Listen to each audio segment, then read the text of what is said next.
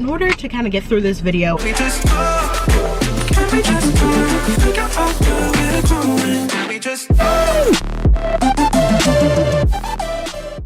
hi guys, welcome back to my channel. My name is Haley if you're new here, and as you read by today's title, today we're going to be talking about some more back to college related tips focusing on junior year. So if you're an upcoming college junior, this video is definitely for you. So if you missed last week's video, make sure to pause this video and go ahead and check it out, especially if you're a rising or even current college sophomore, because that video is all focused on you, so it will be a lot more applicable than maybe today or even next week's video. It will be down below and somewhere up above for you to check out whenever you're ready. Before we dive right into all of the fun tips, tricks, and advice that I have for you today, I wanted to switch up this video, and as I mentioned last week, I wanted to try a fun summery drink while I share some of these tips with you. That way I can have something to cool me down, especially for a day like today where my car is saying it's 99 degrees and it felt like 105 when I got in here. In order to kind of get through this video, I thought, should I get a smoothie from Tropical Smoothie? Should I get a strawberry slush from Sonic? Or should I try the new frozen strawberry acai refresher drink from Starbucks that they're offering this summer? And I decided to do obviously the latter, and I'm gonna go ahead and try this. Give a little review. If you don't remember, just a few months ago I actually tried the regular strawberry refresher in comparison to all the other Starbucks refreshers back in June. Let's see when it's frozen, if it's still as good, if it's a little worse, or if it's about the same. It's still good.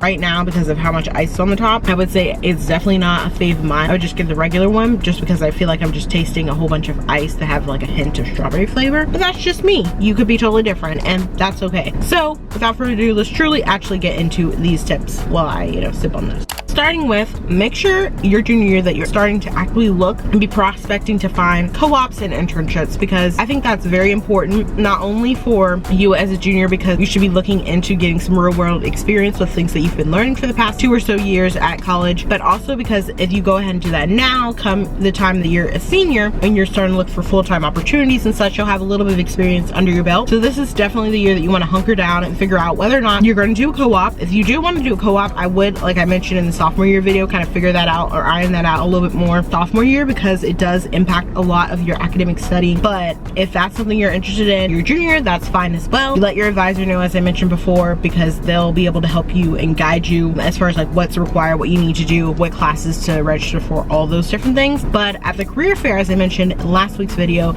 you definitely want to take a more active role this time, have your resume, networking with different recruiters, go on LinkedIn, update your account, get active, start reading articles, sharing, reposting, commenting, all the different things you already do on social media. Do the same thing on LinkedIn. Is no different. You're just doing it with professionals now. And going along with this, I would also say to make sure to have informational interviews with different professionals in that career that you're going to be looking for internships, co-ops, even full-time opportunities. And that way you figure out a little bit more in like a real world sense beyond like the academic stuff you've been learning about your field, if it's actually something you want to pursue. Hopefully by this point it still is, because you've invested all this time, money, and effort so far. And with that, I would suggest to have about 3 to 5 informational interviews per semester. That way you're kind of in a good consistent cadence. It's not too much added onto your plate on top of your social, your other academic, your student organizations, all the other things you're already doing as a student, allowing you to also get enough people in that you're getting a well-rounded perspective on the industry from a lot of different professionals from various aspects of your industry. I think it really does give you a holistic view of what you're about to be going into. And also, the more the merrier.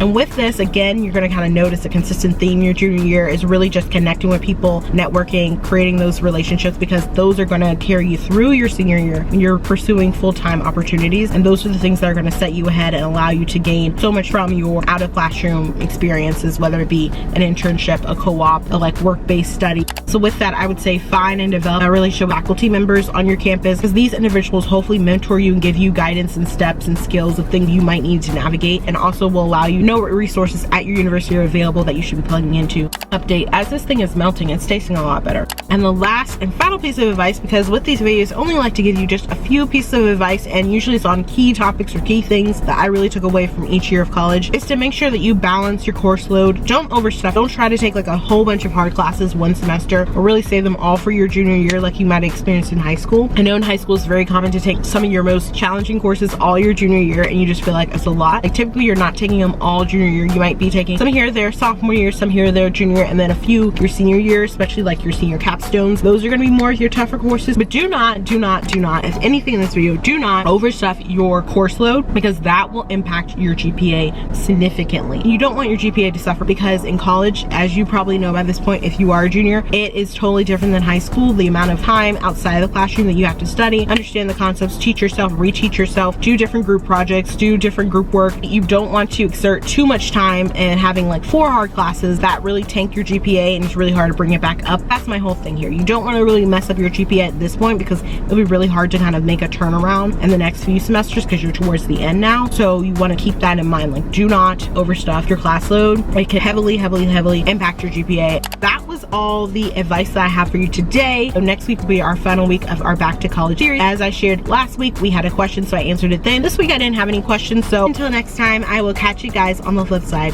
Bye guys!